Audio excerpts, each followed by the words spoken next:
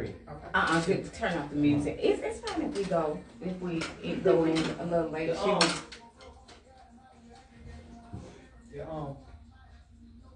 All right, guys, it's that time, and so, guys, know that we are, as you already know, here each and every Sunday.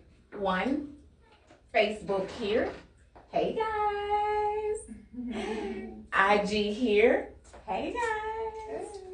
And so, of course, you guys know we are 105.7 The Phase with your girl, Amanda Miller Talks and Talk.Queens.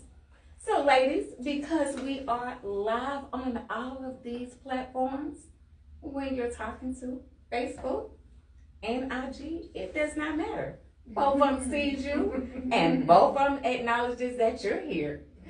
And so, guys, we are going to have a grand time today.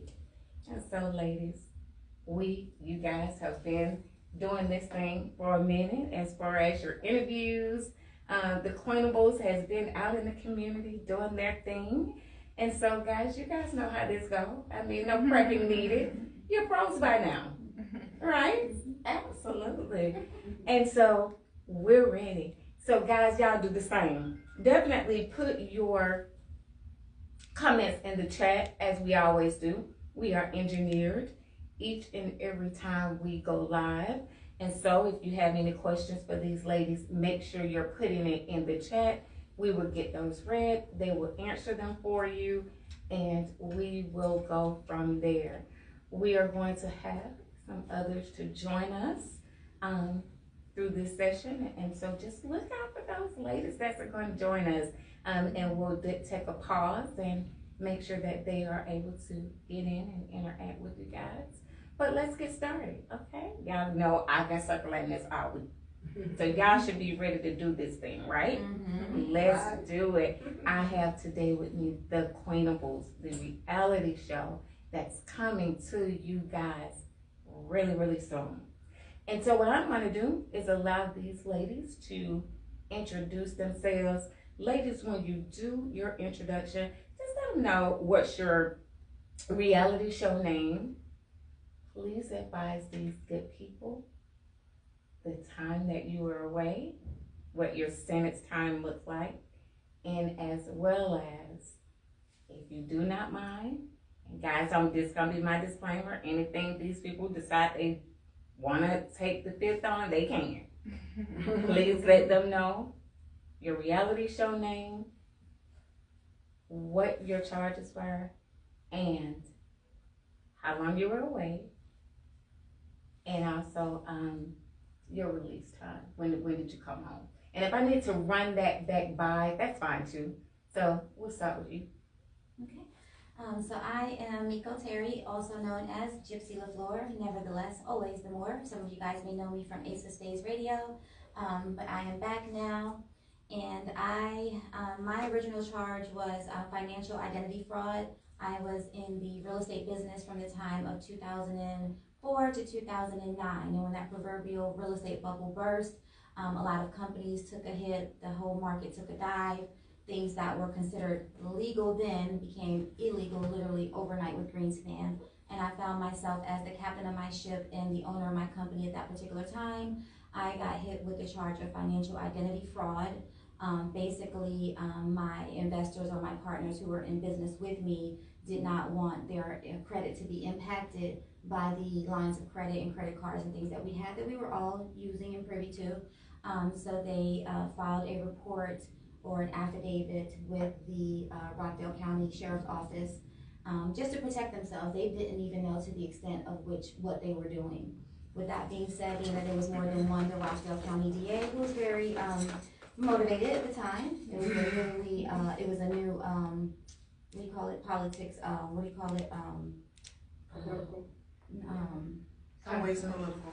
It was all political. It was a new nomination, new DA, new judges, all these new people. And so anyways, they had to make an example out of Rockdale County, and we don't tolerate that here. So they sentenced me with 15 years, due 3 as a first offender, never been in trouble before.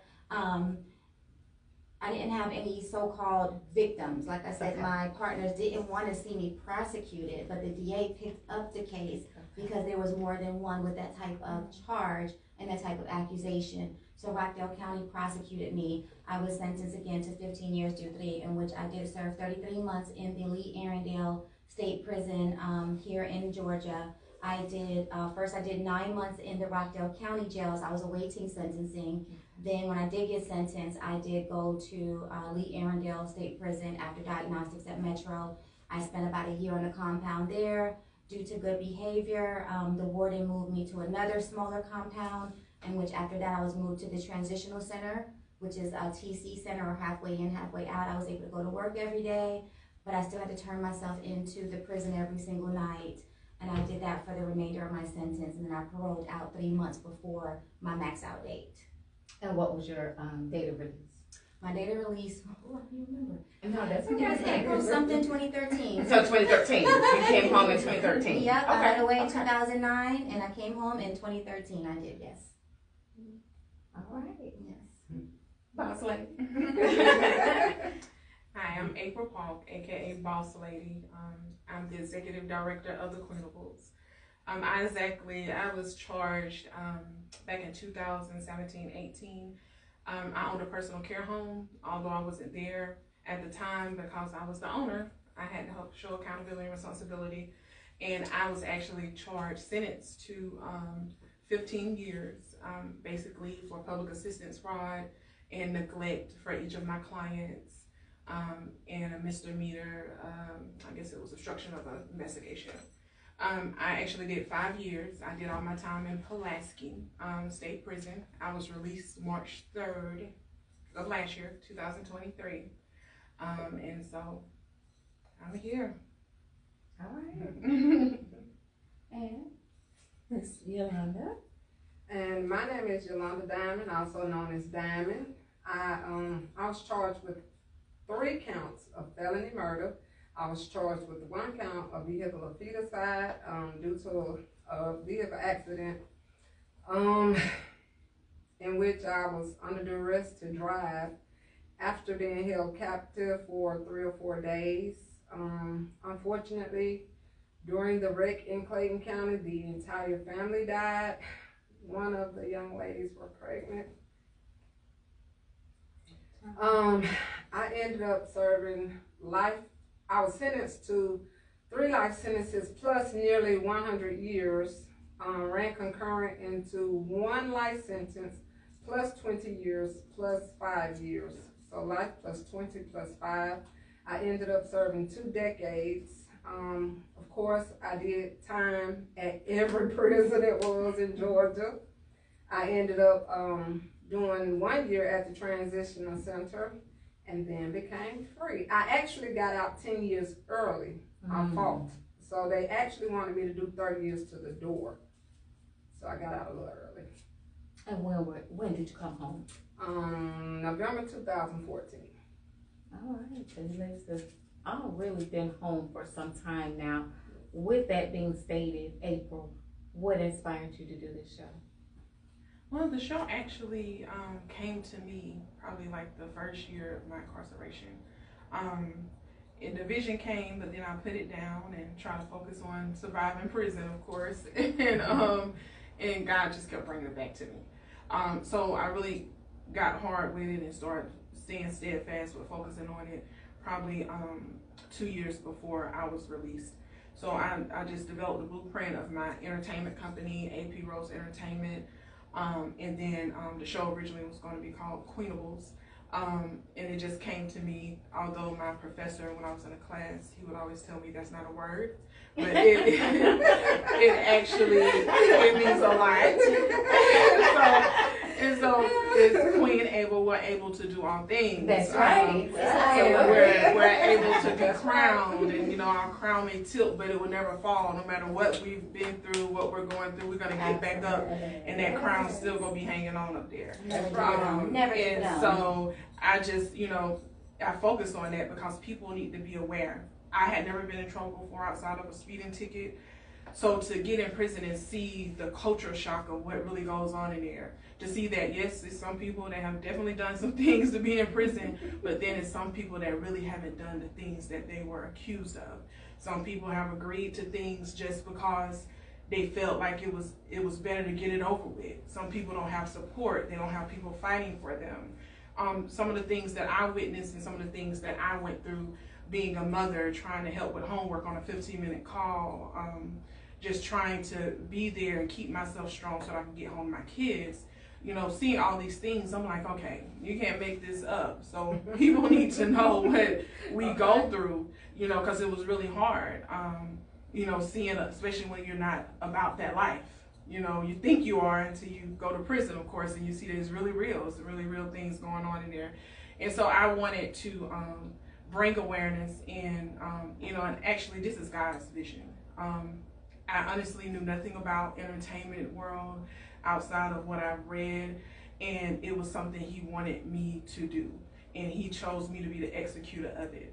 And that's to bring awareness, to bring people to knowledge, to support these women, to show that regardless of what society labels us as convicted felons, misfits, underdogs, that, you know, even though we were thrown to the wolves, we're gonna come back leading the pack. And so I was given that task to bring along a lot of other women with me. So I started looking at prison instead of prison and punishment as a platform for training, as for me to being a soldier, getting ready to what I needed to step out and do. So when I stepped out the first week, I stepped out March the 3rd, I created my entertainment company March the 7th. And from that point forward, it was, I have to do this. This is what I got to do. People need to see what we're doing and whatever I have to do to enhance, advocate, because I always was an advocate for mental health. I was an advocate for domestic violence because of the things I've been through. But when I was placed in prison, he gave me a new champion cause, and that's women, incarcerations, criminal justice reform. And so I blended all those things together and like, okay, I can't be the only one that see that this is an issue, that we need to bring awareness to this. And so we want people to see our journey. We want y'all to see how we multitask, not only being mothers, justice impacted, sisters, business women. You know, we're entrepreneurs. You know, we're bosses around here. So, So let me ask you this question: How is this reality show any different? Because you're in that space conversation right now. So tell them a little bit about how is this reality show, to just kind of piggyback off of what you're talking about and enhance that part of your thought process. How is this one any different than any other? For one, we're all justice impacted. We've been there, done that, and we're all entrepreneurs. We have since hit the ground running. We have bossed up. We have our own businesses, and we're in the process of creating businesses. We uplift each other. And not only that, we're giving back to the communities that society said we once terrorized. And now we're out here giving back. We're out here using our platform to give back and hurt those that we hurt, to help those. And that's what we're doing. So we're out here giving back. We're showing that we're bosses, and that, you know, you might want to get one of us on your team, because, you know, we're the Queenables. We all entrepreneurs. We done been through this. We done been through that, and we're steady rising. This is God's mission. And so, you know, where it's God's will, he would definitely pay the bill. He's going to put us in a space to where we could reach out and we could help other people. And that's what we're doing. So, you know, it's at the end of the day, we're using this platform to bring awareness and to show our accolades, and to show that even though we once had a shaky past, we are now a better version of ourselves. And we're continuing to grow each and every day to be a better version of ourselves. And we want people to see, we want the parole board to see, we want the Department of Corrections to see, we want legislative to see, we want the judicial system to see that we're not only just some women out here talking, we're not just a reality show, we're out here, we're doing things, and we're making changes. And, you know, and so we're asking for that support and everything. And just like any other entertainment, it is always drama. Our lives is drama, you know. No, we're not trying to fight anything like that. You know, we on parole. We can't be. So that's something different. we can't be doing that. That's why I parole outside there looking at me. Hey, officer, how you doing? I'm doing good over here. You know, so we're not trying to do that. So we're not trying to do that. I promise you, officer. I told you what I was gonna do. I'm doing the right thing over here. So we're not out here trying to pull off people's wigs. We're not trying to hurt each other. We're trying to build each other up. But of course, with our life as being a mother, as being a businesswoman, we still have our own drama. So you're gonna have your entertainment. You're gonna have the different things, but you're gonna have authenticity. This is real. We're not trying to be something we're not. You know, we've been there, we've done that. You can pull up our mug shots. We look a hot mess. But hey, this is where we're at now. We can look better. So, you know, we're being ourselves. We want you to see some realness. One thing I did do was I asked people when I was in there, what would you want to see on the reality show? And some of those ladies would say, we just want to see some real. You know, of course, the Gen Zs wanted to see fighting. But everybody else pretty much wanted to see, you know, something real, something authentic, the real things. And so we all have a variety of women that have different personalities. So, you know, we bump heads often, you know, because we're bosses. When you got a lot of a platform full of strong women that's used to doing their own thing, of course we're gonna have that. We're gonna bump some heads here and there. But overall, we try to keep a mutual respect for each other, and we try to stay whole to the mission and the vision of the Queenables. And that's to bring awareness, to entertain, and to show y'all what our life is really like outside of these walls. So guys, I want to just make sure that I definitely reiterate, if you have any questions for these ladies as they tell their story, please go ahead, drop it in the chat. We are engineered as always, and we will get those questions out to these ladies, and they will be able to answer them for you. I want to ask, and we'll start with Yolanda, and then we'll make our way around Diamond. Women typically shy away. I think a lot of guys that's been in prison, they are relaxed and they are more okay and open with telling their story. They don't really too tough shy away from prison life. It's so unfortunate, but they don't. But most women typically shy away from telling their story about prison life. Why are you all so passionate about telling the world your story? And we'll start with you. I feel that I want to inspire. I want to be able to reach in and touch somebody and be a voice, because so many people don't understand, or so many people have been incarcerated and are not open to tell the story. I hope I can reach in and be able to inspire the next person or motivate the next person and let them know that I know if what I have gone through, the walk I have been on, anybody can continue to be inspired and continue to succeed in life and move forward. So, and I thought better me to tell it than somebody to assume anything. I agree. April, boss lady. I definitely feel that a testimony is here for a reason. It's something that we use to show what we've been through, and you never know how you're going to help somebody else. I'm pretty sure we're not the only one that's been through a lot. But in this society, it's kind of like what goes on in Vegas stays in Vegas. Mm-hmm. People like want to keep things to themselves. When you were younger in the old school days, what goes on in this house stays in this house. Absolutely. So, you know, we're taught especially in our culture, that we keep our business to ourselves. Mm-hmm. But for me, at this point, anything that's going on with me is public record when it comes to my case. So, you know, it's nothing to hide. It's Googleable. So my thing is, you make the best of things, but people only know what's put out there. People don't know those little details that are twisted sometimes by the DA. They don't know those little details that how politics play a big role in your case, depending on when your case comes up. They only know what they're being fed by the media, by the DA, by investigators, but there's always another side to the story. And so we have to show people what we've been through, what really goes on, and so they could feel comfortable with telling your story, because your story, like I said, we have different personalities, and I'm sure and when I was choosing my cast, I chose women that had slightly different personality. I want everybody to be different, because although I have a cast of different women, it's someone out there that can relate to each one of us. That's right. It's somebody that can say, oh, I know she remind me of myself, or she remind me of my auntie, she remind me of my sister. You know, I know what she's been through. And so we want to motivate somebody. We want to inspire, like Diamond said. We want to help others. You know, we got to share our testimony, because if we don't share, no one knows. And a closed mouth don't get fed. And that's with anything. And so we just want to be open to that. We want everybody to see that we're just being authentic, and we want to help someone. And not only that, the people, although we did the time, our families suffered as well. So speaking for myself, I want my kids to know it's okay. It's okay if somebody say your mom is your mom done been to prison, or your mom done did this or that. It's okay. You're not ashamed here, because that has made your mom a better person, and that has made you stronger than they are. You know, so this is the thing that I want people to see. I want them to see our testimonies, hear our testimonies, and I want to help someone and encourage someone, and that's what the Queenables is all about. Thank you. I could just take everything April just said. I mean, she's like my twin. Where have you been? That's what I love about this too, and the synchronicity of it all.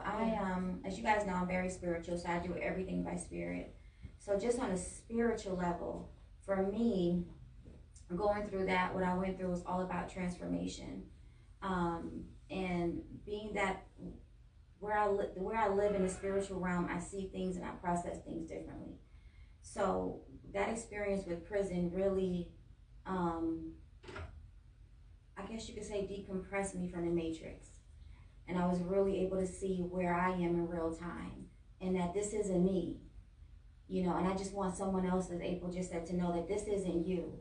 Right. This is not what you're going through. This is what you're growing through. It's not about what's happening around you as to what is working out and happening inside of you. And that's regardless of where you are, whoever you are. You can be in prison, in a hospital bed, in a prison, or you can be in a hospital bed, or you could be at home. It's just, this isn't you. But my main motivation was because I had never been in trouble before, although I experienced the justice system. Just the fact that I had such a harsh sentence for the type of crime that I had, the fact that, as was mentioned, politics played such a huge role, and the fact that, as I was trying to mention before, it was election time. Mm-hmm. What is it? Financial identity fraud in Rockdale County. That's when all that was happening, where people weren't aware of, protect your credit and credit monitoring. So new laws are being in place. So my main focus in doing this is to bring awareness to the fact that women are given such a heavy sentence, the fact that we do most of our time more than men. Oh wow. Okay, because men, they say 1 out of 3 is going to return, men or women. More men return than women, although women do return. But it's business. I wanted to just shed light on prison is big business.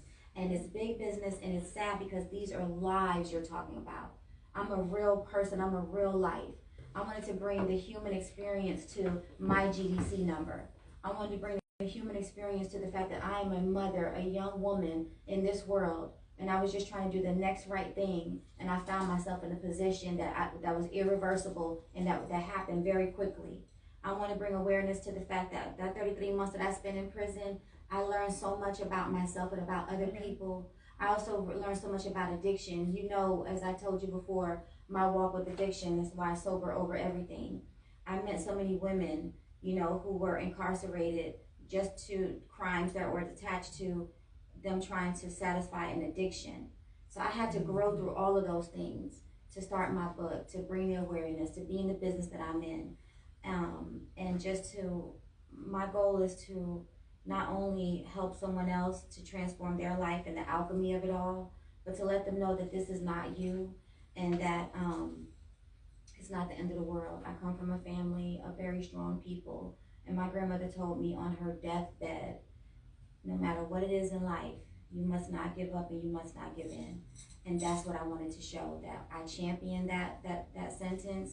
I transformed, I grew past it. Diamond and I were the only two in the prison, of the whole prison compound, if I can recall, 1,500 plus people that the warden recommended to be interviewed when the camera crew came out. And I want to pause you there, because I want to give you the opportunity to expound on that, right? but I want to bring in GA Finest. And I didn't want to say the name because I wanted you to introduce yourself. But so thank you for being here. Definitely. Thank you for having us. Oh, you are welcome. Sorry I'm a little late. No, I get it. Traffic is I bad. was going to say Atlanta traffic, as we know it, can always be a headache, and it can be a beast at times, depending on where you're coming from. But I want to double back very quick. So I want you to introduce yourself. Let them know your sentence. Like, what was your charge? My charges. And also, what was your sentence time? How long were you away? And when did you come home? Okay. This camera. And we're both, so wherever you can get some eye to everything. I am the artist. Right. I go by GA's Finest, but when I put on my other hat, I'm Unique LaShawn. Yeah, so pretty much my sentence, I was facing 30 years.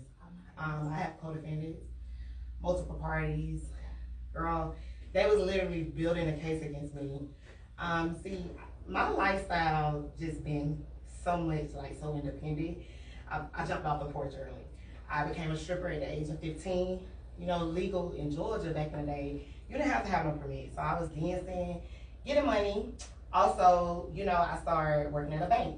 So my mindset, I'm like, okay, I ended up meeting this guy and he kind of maneuvered me, molded me. You want to make fast money? You know, he seen me. I'm like, I'm gonna take it back. I come from a good home. Me and my mom, we got a love and hate relationship. But because I wanted my father so much, I wanted to be in the street. And I used to go to the hood, knowing that my mom, she did everything she supposed to do to keep us from going back to that type of environment. But I love the environment because I felt like they didn't judge me. That's where I got the most love at. So, you know, I got in the street, stripping or whatever, out here scamming, fraud became burglary became almost robbery. And at that time, you know, my mindset wasn't like, oh, you going to prison, you gonna get in trouble. Right, because everybody around me, we were living life, we wasn't thinking about that, you know? So, you know, my mom always tell me, you make that bed, you gonna lay in there. So every time she seen me, she like, where you getting all this money from? I found the shoebox full of money. Where you getting this money from? So she was like, if you don't slow down, two things gonna happen. And she was like, I don't want to be a real child. And when she told me that, it's just like, I gotta calm down. But I ended up meeting this guy. He kind of motivated me to get in the street life. That street life, I got in that street life. And I went through so much, and I'm not scared to talk about it. I went to, like I said, I was this out of dancer. I started doing drugs. I never did drugs in my life, but it was the influence of the people I hung around. Right. I almost lost my life with an overdose. Mind you, I don't look nothing like I've been through, but I've been through hell. And when I tell you I've been through hell, I had a gun held at me at gunpoint. Before my charges, I actually committed a crime with somebody. Didn't even know they was committing a crime, sitting in the car while they was on a robbery. But my charges, you know, that I got, I ended up getting financial theft. They tried to get me with robbery, but I ended up getting an attorney. I beat them charges. And it's another thing that I want to touch bases on too as well. At the time, because I was in a domestic violence relationship, things was going on around my kids. So upon me receiving those charges, I also called a cruelty charge. And I'm not scared to talk about it because people gotta understand there's different types of cruelty. Doesn't matter if you're physically harming a child. If you're doing anything aggressive around a child, if you're fighting around a child, if you do anything, they will get you. So they end up charging me with that, but I end up beating that. But what really got me my time was the forgery, the financial theft. It was so much money that was taken. And you know, what was the length of time that you were charged? So they ended up giving me a 10-3. Okay. So I did 3 years. I did a year in county, and I did 2 years down the road. When I first went to prison, and I'm gonna just go on and throw that out there, I met Yo-Yo. Because I was one of them ones, I was young, I was in prison. Girl, I was a hothead. I wanted to fight. I was just sitting there like, everybody loved me. They call me their baby, their sister. You know what I'm saying? So if we ever go back in those prisons, like out to Pulaski, they're going to be like, oh, we remember Lil Money. Yeah, no, we don't. Because this is my back. yeah. When we go back in there, we'll go back in there to speak. As the Queenables. As the Queenables. That's right. So So let me ask you this: when did you come home? y'all, I messed out in 2012. Okay, so like I mentioned, you guys have already been home for some time. Except for April. Right. I've just been a year. Okay, and when did, okay, so you 2023. Mm-hmm. But can I say something on that? Of course. Even though I messed out, I still had to turn when I got off. I had a monotone. Because mind you, before they caught me off my charges, I was considered a FOJ, which I'm going to elaborate on it. It's a fugitive out of justice, meaning when they caught me, I was in Philly. So they ended up expediting me back to Georgia. And that whole, oh my God, y'all, I was crying the whole way. They put me in this wagon. Only thing I can see, literally, I'm like this, mind you. Only thing I seen was a chrome wall. I'm like, I'm not a murderer. They said, well, we got the men on the other side of the wagon. I'm like, hold on. Y'all came down here for little old me? I felt like a superstar. Girl, I don't get back to DeKalb County. Them people looking at me like, we came all the way down there for your little tiny stuff. I said, yes, this is one thing about Georgia. They're going to come get their people. They're going to come and get you. When they told them, Philly called them and told them they had me, they was like, oh, we coming. I said, y'all can come. So, and it's interesting. I was tired of running with them. It was like, I was running and I had that hold on me. I want to ask you this part of what you're talking about. So, because it kind of eases right on into that next one. Right. Because if I am hearing you ladies correctly, and correct me if I'm wrong, my question was going to be to you guys, were any of you out on bond when you got, like you were out on bond, you was going to court, and you got sentenced? Am I hearing that each of you were already incarcerated? Now, I know you just spoke to the fact that they came and got you. Yeah, they were. But were you ever, and I'm thinking for you, of course, your situation occurred instantaneously and you went to prison. Yeah, I never came Did back either home. of you ever have a bond and bonded out and were going through any trial and then had to turn yourself in afterwards? So you got. I turned myself in. I think I'm the only person in the world that does that. So I turned myself in because I'm like, they didn't really think I never left. They denied me bond. Like I said, it was a political thing. It was election season. So a lot going on, and then me with no history of being in trouble, and turning myself in. On top of that, I never left, and so that's what happened with me. So. Gotcha. So my next one, and we'll start with GA Finance, and then we'll make our way back. What is one of the most painful, impactful memories of being in prison for you? I'm gonna be very honest with this. Leaving my kids. Okay. I think even now, and I get emotional about it because a mother's job is never nice. I got older kids, so it's like when I look at my sons, my daughter, and then I look at my two babies, they got that time with me. When I went in, my son was only 3 months old. So it's like, and it's like the love that they have for me, no matter how much people have tried to brainwash them, and the least people I would have thought was my family, I turned down and did a 360. I'm proud of myself. Because I always used to tell myself, my current situation is not my final destination. And I tell people all the time, you can't judge me. That's right. Everybody make mistakes. Ain't nobody perfect. We learn from them. Absolutely. And look at all our situation now. The glow up is real. I'm gonna ask you this next question and roll it in, and then I'll make my way around since we're gonna be, coming up on time because conversations get real good and time gets upon us. So what you stated, and I want you ladies to answer this as well, and if I need to repeat it, then that's fine too. What do you recommend families bring kids to visit their parents in prison, since you mentioned that? Ooh, I'm gonna be honest.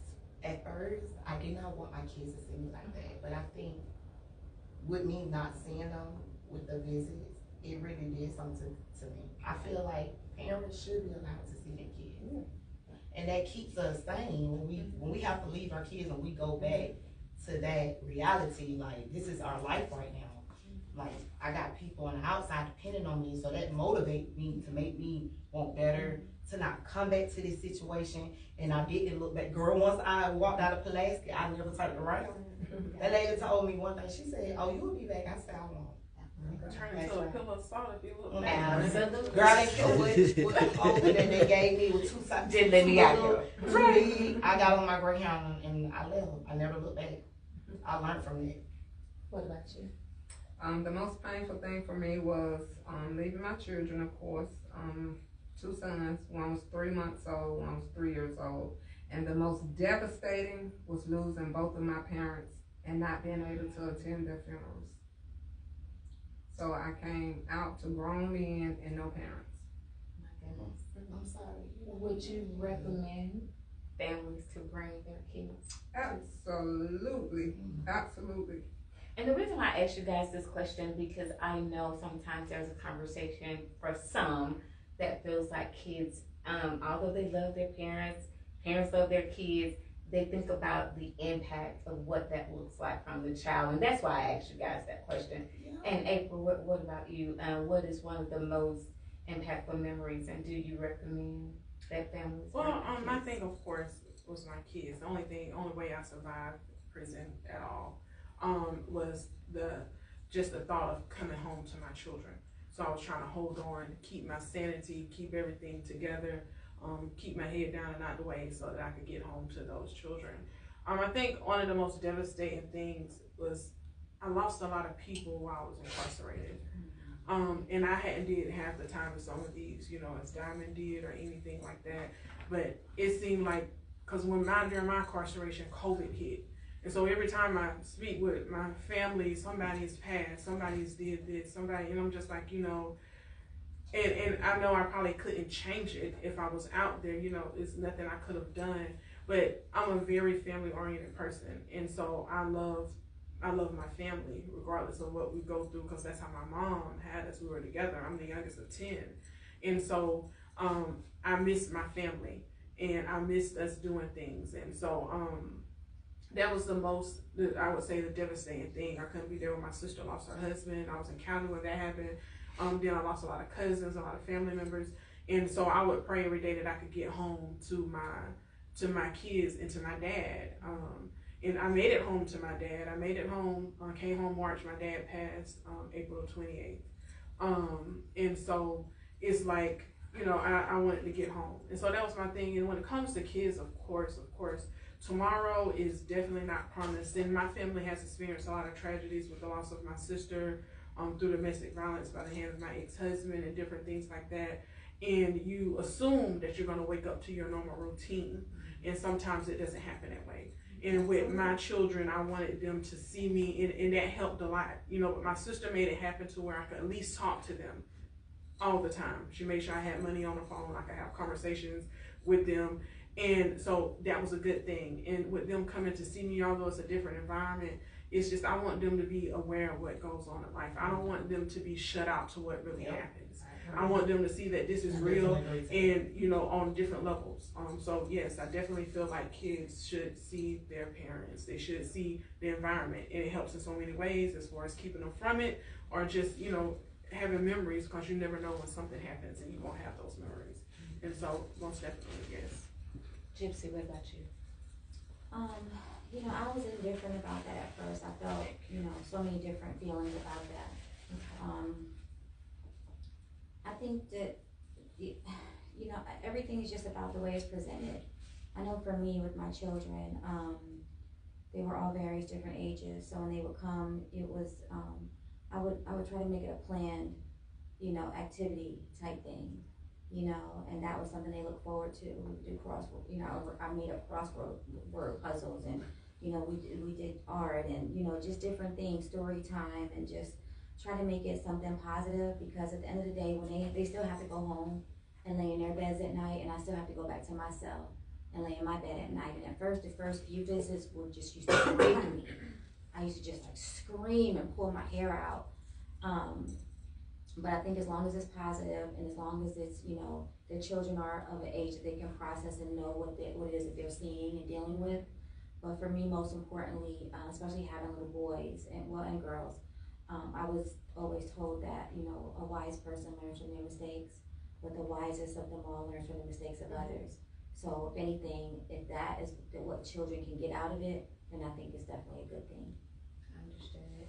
I want to go back and acknowledge, because I can't move forward without acknowledging it. Yolanda, Diamond, for you, each time that you tell your story and you've been home for a while, and not that it should go away, you get emotional. Talk about that and the why. Take your time. It's all right. I get emotional because it's real. And the love I have for my children, for my family, and the forgiveness of the victim's family, in spite of what was done to me, because I went through some horrible things. I caught this case with a complete stranger. But for me to be here and tell it, that's why I get so emotional, because I am so grateful. I'm so grateful. I miss my parents, especially my mom. And if you want to pause, that's fine. We don't have to keep addressing No, it. I just it's okay. All right. It's okay. Go ahead. And you know, to think that you won't come back to your parents, that was devastating, traumatizing to me. But I also get emotional for the victim's family, because they lost an entire family. A child, an unborn child, daughters, a wife. So that list goes on. So it still tugs at my heart, even though, and it might be for the rest of my life. I want to ask, and thank you for sharing and being vulnerable in that space. Boss Lady, I want to ask you to expound on, because I don't know if this is your sister that took care of your kids while you were away. Is that the person that was taken from you at the hands of your husband? No, the sister that speak to that though. What happened with my ex-husband? Losing your sister. Okay, so that actually happened in 2013. Like I said, I'm the baby, and me and my sister Brandy were like a few years apart. So we were living in Augusta, Georgia, Richmond County, and I was married. I was in a domestic violence relationship with my ex-husband, and so we were separated. I finally filed for divorce and everything. And at that time, my sister and her husband, they moved in with me. She had just had a baby. Her baby was only a few months old, and so he didn't want her to go to work. So she basically, it's like, we can help you, because they seen once he left and we were separated, I needed the help. I was running my personal care homes. I was going to college and all of that. And so they moved in to help. They helped with the kids while I was handling other things. And so one day, it was my husband, we were still married, although I had filed for divorce and everything, a restraining order. He broke in my home. So, you know, he called before he broke in. He called and said he wanted to have a conversation. And I tried to listen, but he was kind of rambling and talking kind of crazy. So the conversation didn't go anywhere. So that night, which happens to be Sunday, July the 21st, around 2 a.m., he came in my home. And it was crazy because my son was in the bed with me, because my twins were gone with their godparents, and my daughter was gone, so he was just in my bed. And I just happened to be up because my friend was showing me how to do, back then we had ringback tones and stuff, and so we were trying to play with the phone, and I was up having a conversation, so I happened to be awake. And so my son was like, "Mom, you gonna show me how to do the alarm?" And I'm just like, "No, baby, go to sleep. We'll do it tomorrow." And you know, didn't think nothing else of it. Shortly after that, I see my husband come in the room, and he just had a blank look on his face. And you know, me, my first thing is, "Why are you in here?" You know, just not thinking anything else. And after we started tussling, I told my son to wake up and go get his auntie Brandy. That was my sister. I had stayed in a pretty big house, and so like the house was separated and their room was on the other side. And so as he walked out, my husband grabbed me and he tussled with me, and I just saw something shiny coming out of his pocket. So he put me in the headlock, and then I just heard a pow, and so he literally shot me in my head. And so once he shot me in my head, all I hear is ringing. Like, I hear nothing else, just ringing and ringing. And I'm just like, okay, am I shot? I'm not sure, because, in the movies, your head is blown or something, you shot, and, it was different. It wasn't like that. And so I kneeled down to pray, and I felt the blood. And so I'm really shot in the head. And so I'm just sitting there, and I'm praying, because I don't know what else to do, because I'm thinking I'm about to die. And then I hear another gunshot through all the ringing. And so my sense of time was off, because I've been told my son to go get my sister, but I wasn't sure. And so I'm like, he killed my baby, because that was the only, I didn't think he made it that far. So I'm like, okay, I gotta get up. So I get up, and being that I had contacts in my eyes and blood everywhere, I couldn't see. So I was feeling myself around the house, and I made it to the door, and I tried to open the door and couldn't get out. So he came, my husband came, and he got me and walked me to the couch, and he had a gun and a knife in his hand. I'm like, what's going on? So I'm just like, we could talk. I'm shot, but I'm still trying to get him to talk, because I don't want him to go to the back of the house. So literally, I'm trying to stop him, and he just walked away. And then sitting there on the couch trying to figure out, what am I going to do? Am I going to sit here and die, try to fight for my family? What's my position? I hear my son that I thought he had already shot, and my son was like, my ex-husband's name was Cedric, and my son was like, Cedric, no, Cedric, please don't, please don't. And at that time, that gave me some kind of drive, and I got out the door. And so I got out the door, and I ran down the street, literally running down the street, looking. I was actually processing things, looking to see what door he wouldn't catch me at. I don't want to go to the neighbor's house, because it was too close, he might get me. So I'm running down the street, and I just went to somebody's house, and I busted in, and there was this man. He's startled, because I have blood everywhere, and of course his alarm is going off. And so we get help. And the end result of that literally was, when the people got there, the police and the ambulance, they said they were taking me to the hospital. And when I got in the hospital, as they were taking me through the CAT scan, I believe it was, I heard somebody said the DOAs, it was, they was talking about dead on arrival. And so I'm just like, I panicked, like, who's dead? Who's, because I don't know anything. And the end result was he had killed my sister. That first shot I heard was my sister. He shot her. My son woke her up. She didn't wake her husband up. So my son said he got on the floor, and he crawled back to the room to wake her husband up and lock the door. And her husband was trying to get him out the room, him and his baby, but he couldn't. So he basically put them in a closet. And at that moment where I heard my son say, he said, Cedric, no, he came out the closet because he was getting ready to kill his uncle.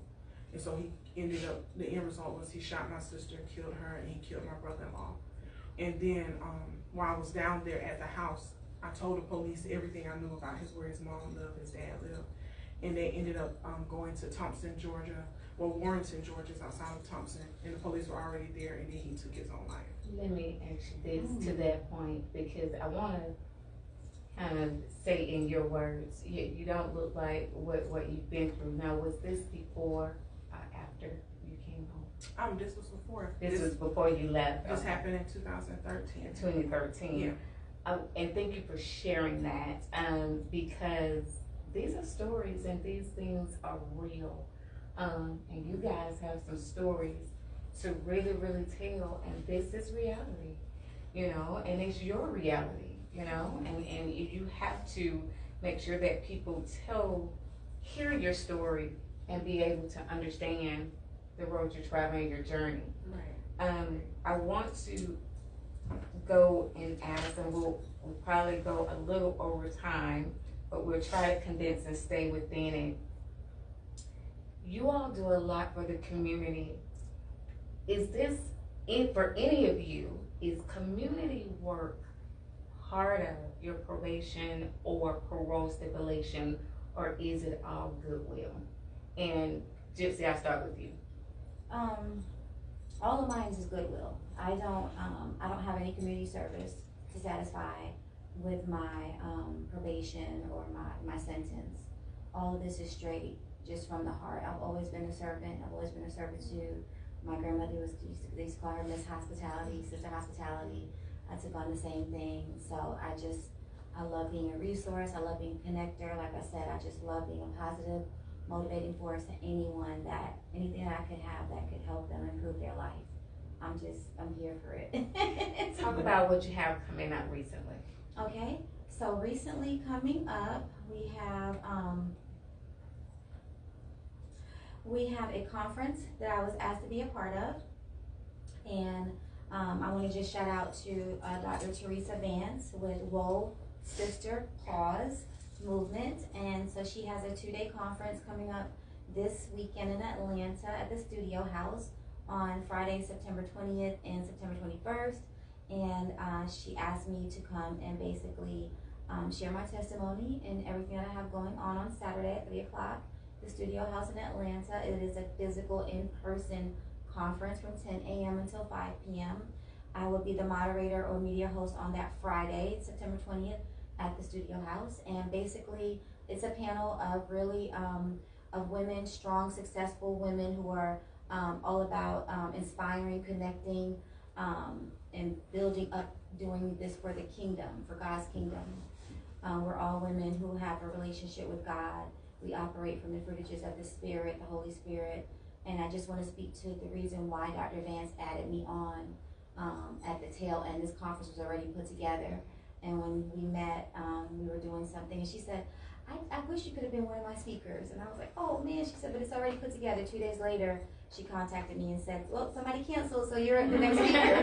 Look at God, right? So I'm super excited, and just speaking to the fact that I work with people who are recovering addicts. I have a sober living community, and I've just been blessed with the whole campus that I'm going to speak to the audience about, seeing how God is going to put that together. So super excited.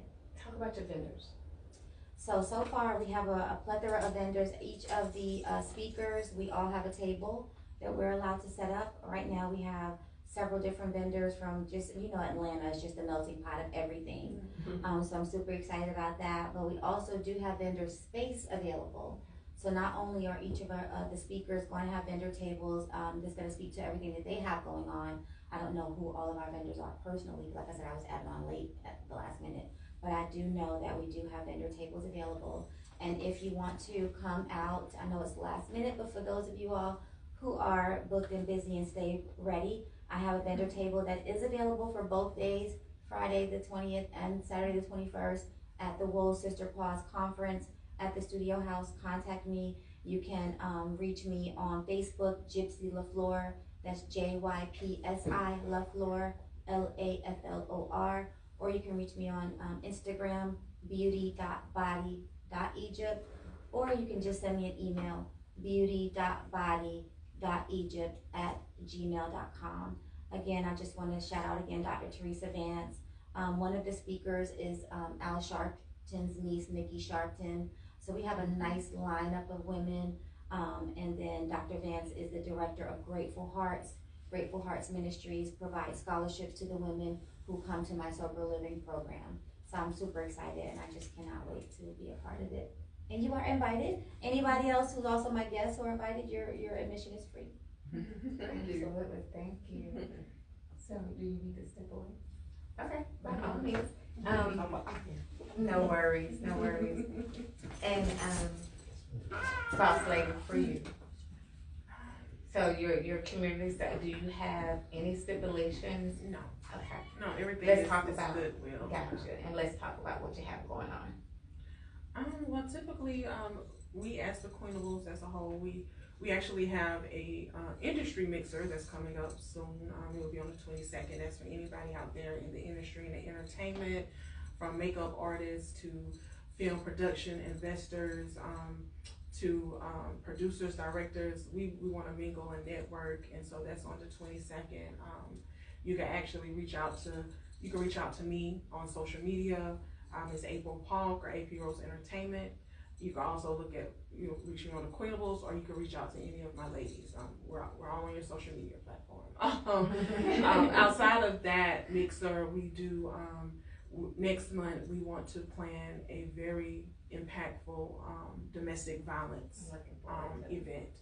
And so at this time, we're actually looking for sponsors, we're looking for volunteers, we're looking for support, we're looking for collaborators, so that we could bring awareness for not only what we're doing as the Queenables, but as for domestic violence. Like I said, as you can see my story, that's why it means a lot to me.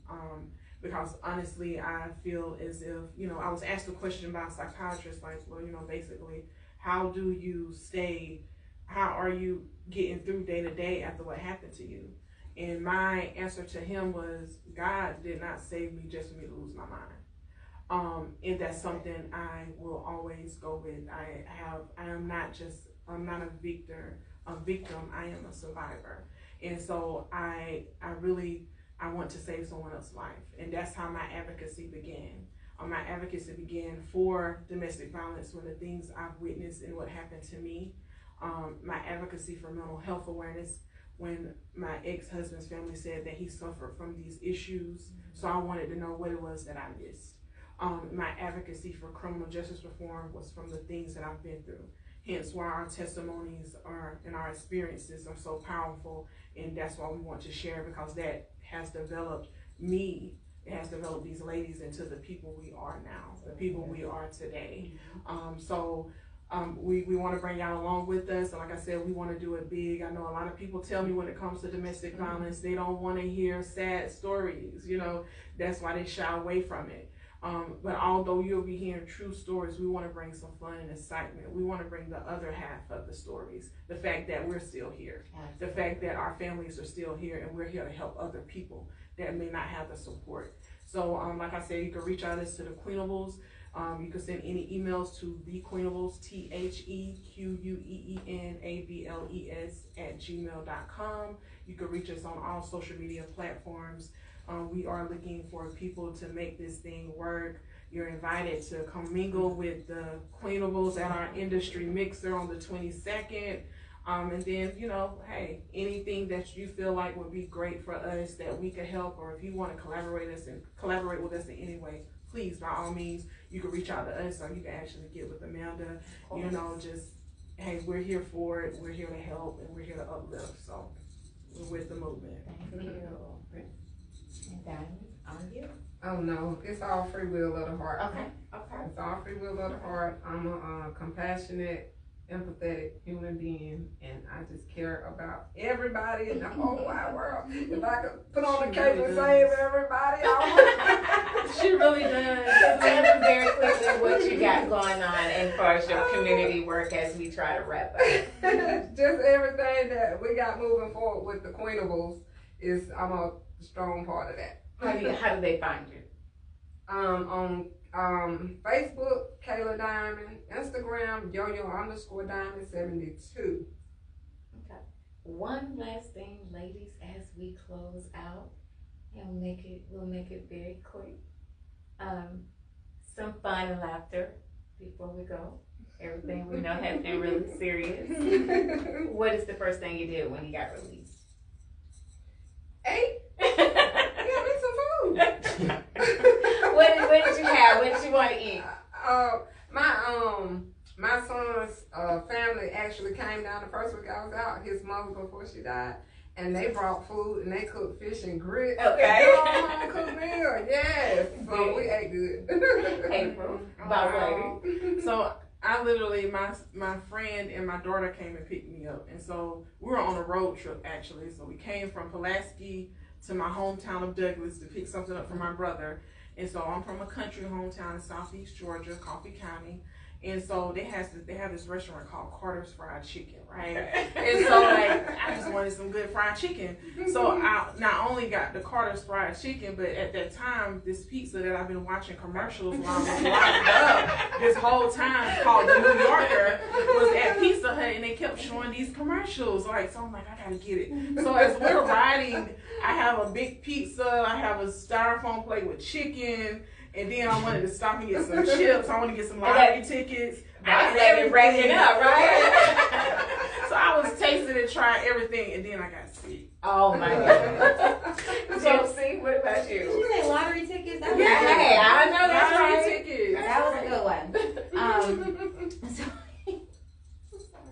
So I was already like way up. So I went straight to probation. I ain't gonna front. I went straight to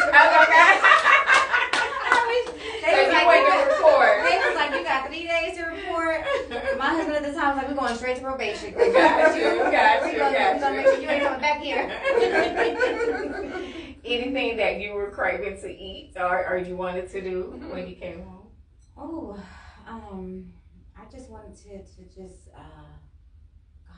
I just wanted to taste seasonings and all the Spanish foods and the island foods and the Caribbean foods and all the ethnic foods that I grew up on that I didn't get a chance to have. I definitely wanted all of those. But no, I just wanted to sit with my family and just and be with my kids and just process that. Understood. Well, ladies, y'all have been amazing. Thank you. And it's always great to have these conversations with you ladies, and we're really looking forward to the outcome of the reality show, the Queenables, once it airs. Definitely, whatever Amanda Talks Top Queens and 105.7 Phase can do during your journey and your movement, please let us know. We are definitely looking forward to collaborating with the domestic violence upcoming events or whatever we can do to collaborate in that space with you guys. And we'll just know that we're there for you. And you guys out there in the audience, the world all over, be on the lookout for the Queenables because they are definitely going to make, like I said, epic. However, Boss Lady said that's an understatement, and so they are definitely going to be kicking the door in, guys. And so definitely let us know just stay tuned in when they can expect it to air. This fall. This fall. That's what we're shooting for, anticipating this fall. This fall, so guys, be on the lookout. I am your girl, Amanda Miller with 105.7 The Phase, guys. As I always tell you, it's a lot of amazing people out there, as you see these ladies are. If you aren't one, become one. Do the work so that you become just amazing as these ladies. Have an amazing day, guys. Can we get you something real quick? We got Queenables, sippy cup for Amanda. Thank you. You're welcome.